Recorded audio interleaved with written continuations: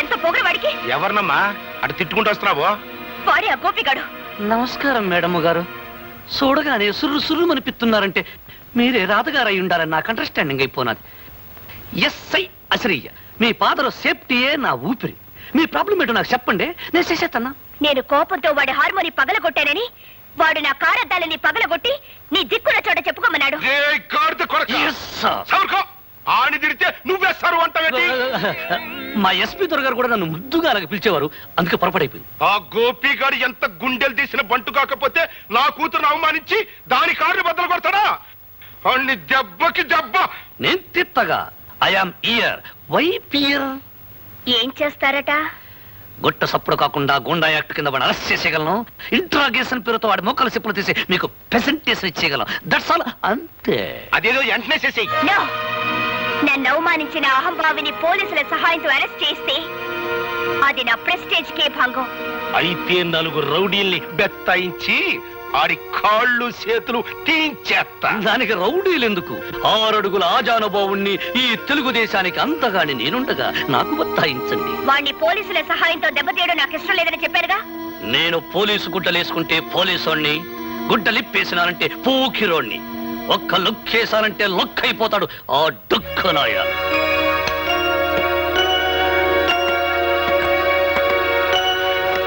Tiger రాముడు గారా? నమస్కారం అండి. బాబు గోపి, నువ్వు సూర్యచంద్రరావు గారి అమ్మాయితో ఏదో అనవసరంగా గొడవ పడ్డావట.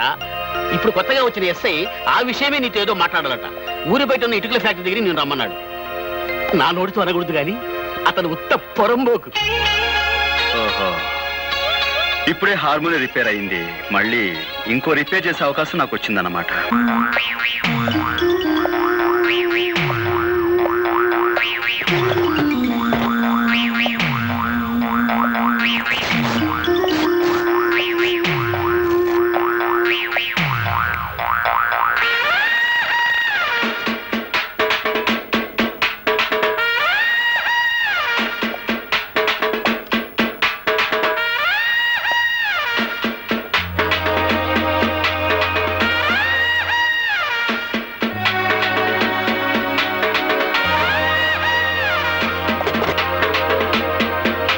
ఇదిగో హార్మోనియం పెట్టి లొక్కేశాను, లొక్కైపోతా.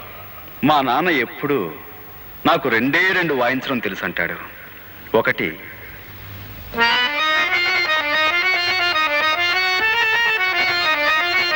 2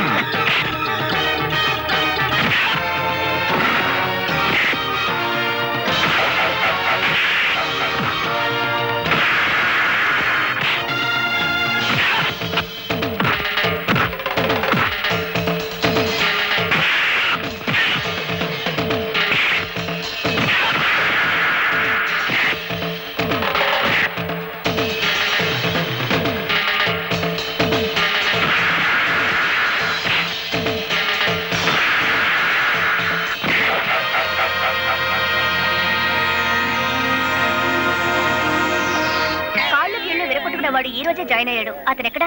మూతి పగలగొట్టుకునేవాడు అండి. అవును. అయితే ఈ రూమేనండి.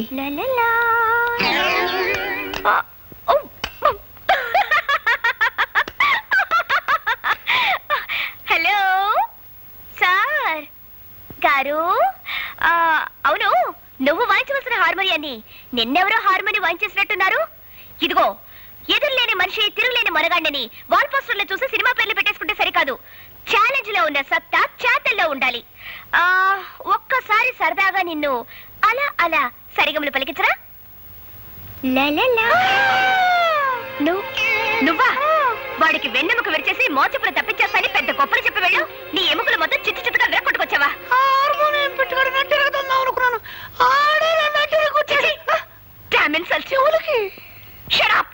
సిగ్గురాపోతే సరే.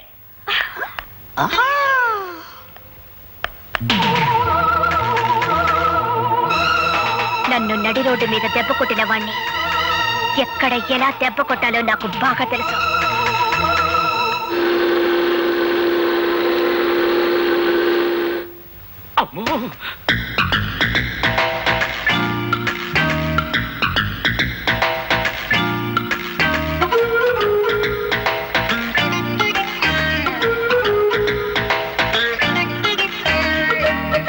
సూర్యచంద్రరావు గారు అమ్మాయ? అవును.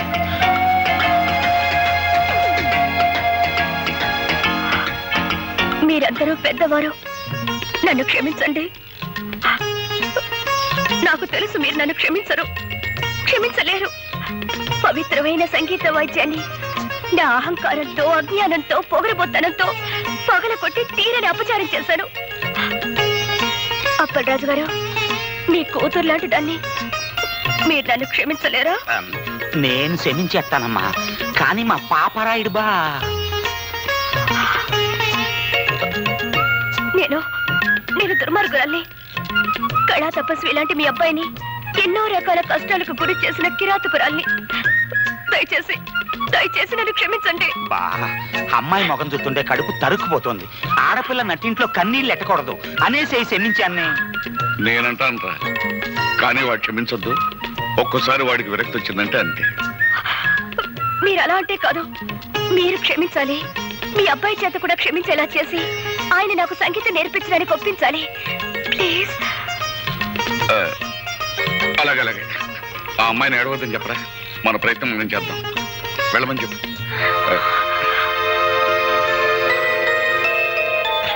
ధైర్యంగా వెళ్ళరా అమ్మా. చాలా థ్యాంక్స్ అండి. నేను మారిపోయాను అని ఆ అమ్మాయి చెప్పగానే గొర్రెలాగా తలూపేసి నమ్మేయడం కాకుండా నన్ను కూడా నమ్మమంటారా? బుద్ధి లేకపోతే సరే. మరీ అంత తీసి పారేకు, మాకు ఎంత కొంత పొరద్దురావాయ్. ఆ అమ్మాయి మారిపోయిందిరా అబ్బాయ. అవునరా అబ్బాయ, కొత్త గుర్రానికి పొగరు తాత్కాలికం. పాప అమ్మాయి నిజంగానే పిచ్చేత్తా పడుతుంది. నా పిన్నీసులు సాక్షిగా నేను నమ్మానబ్బాయా. ఒరేయ్, వేప చెట్టుకు మామిడికాయలు కాయవు, మామిడి చెట్టుకు తాటికాయలు కాయవు అనేది ఎంత నిజమో, డబ్బుతో వచ్చే అహంకారం కూడా మారదు అనేది అంతే నిజం. అది కాదు. దయచేసి విషయం ఇంకెవరైనా చెప్పకండి. బాబు, నేనెవరినో తెలుసా? తెలుసమ్మా, సూర్యచంద్ర గారి తల్లి గారు. అవును బాబు, నువ్వు నా మనవరాలు తగాదా పడుతున్నారని తెలిసింది. జరిగిన దానికి అది బాధపడుతోంది. నువ్వు కూడా దాన్ని క్షమించానని చెప్తే మాట్లాడవేం బాబు? చూడండమ్మా, నన్ను ద్వేషించే వాళ్ళని అభిమానించేంత గొప్పవాణ్ణి కాను. అలాగే నన్ను అభిమానించే వాళ్ళని ద్వేషించేంత మూర్ఖుణ్ణి కాను. పెద్దలు, మీరు చెప్పిన తర్వాత కూడా ఆవిడ్ని ద్వేషిస్తే తప్పు నాదే అవుతుంది. మీ మనవరాలతో చెప్పండి, ఇకపై ఆవిడికి నాకు ఎలాంటి పంతాలు ఉండవని. అలాగే. సరేనా? మంచిది బాబు. వస్తానమ్మా. మంచిది. థ్యాంక్ యూ నానమ్మ. ఇప్పుడు చెప్తా. అమ్మాయి,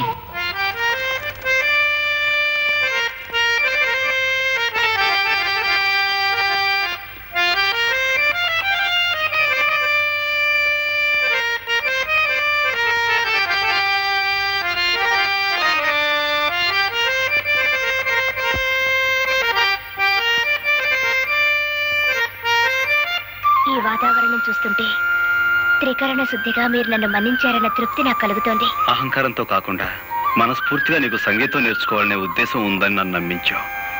చాలా సంతోషం. ఇక మొదలు పెడదాం. నాది చిన్న కోరిక, కాదనకూడదు. చెప్పు. నేను పాట రాశాను. నువ్వు పాటలు కూడా రాస్తావా? ఓ, నేను కాలేజీలో చాలా ప్రైజులు గెలిచాను. ఇదిగో ఈ పాటకు వరుస కట్టి పాడి వినిపించండి.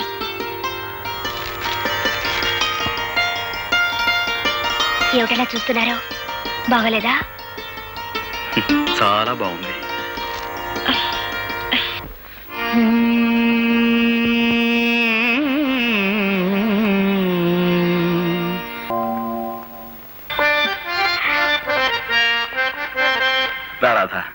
లోపలికి వెళ్ళి ప్రాక్టీస్ చేద్దాం. ఇక్కడే కూర్చుందాం. అలాగే. అక్కర్లేదు, నేను కింద కూర్చుంటాను. నువ్వు కింద కూర్చుంటావా? మరేం పర్వాలేదు, ముందు మీరు కూర్చోండి. నేను పైన కూర్చోవడం, నువ్వు కింద కూర్చోవటం. గురువుల ముందు శిష్యుల కింద కూర్చోవడం చూడముచ్చటగా ఉంటుంది. మీరు కూర్చోండి, చెప్తాను. సరే, ఇక మొదలు పెడదామా? ఈ రోజు నేను పాఠం నేర్చుకోవడానికి రాలేదు. మరి ఇవాళ నా పుట్టినరోజు. Very many happy returns of the day. Thank you. ఈ రాత్రి మా గెస్ట్ హౌస్ లో పార్టీ అరేంజ్ చేశాను, మీరు రావాలి. అలాగే. అలాగే అంటే కాదు, ప్రత్యేకంగా మీకోసమే ఏర్పాటు చేశాను. తప్పకుండా రావాలి. తప్పకుండా వస్తాను.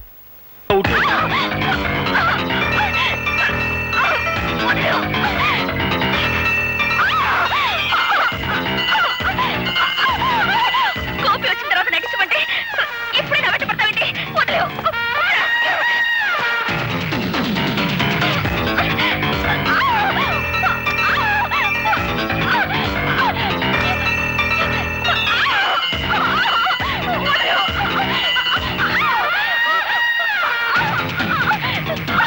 నేను నటించమంటే ఏమిటో చేసమని పశువులా ప్రవర్తించుకో. వదిలేవు.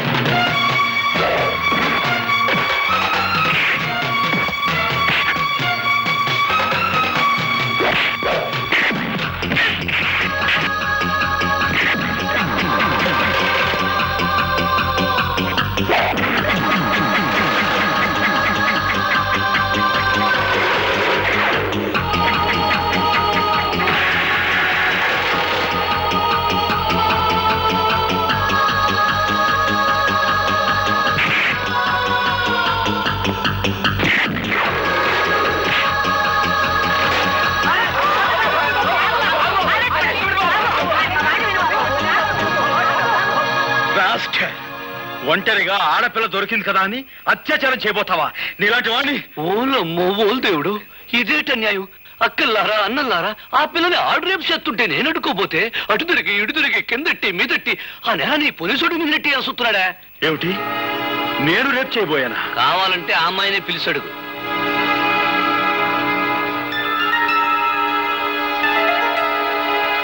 రాధా, ఏమిటి ఆలోచిస్తున్నావు? జరిగింది ఏమిటో చెప్పు.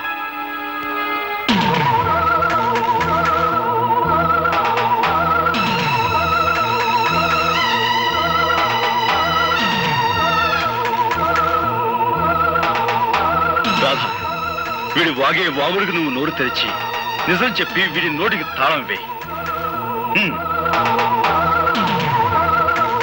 సమయానికి ఈయనొచ్చి నన్ను రక్షించకపోతే నా బ్రతుకు కుక్కలు చెప్పిన విసిరయ్యేది. నీకేమైనా పిచ్చి పట్టిందా? పిచ్చి నాకు కాదు, నీకే పిచ్చి. మగ పిచ్చి. శిష్యురాలిని కూడా చూడకుండా నా జీవితాన్ని పాడు చేయాలని చూస్తావా?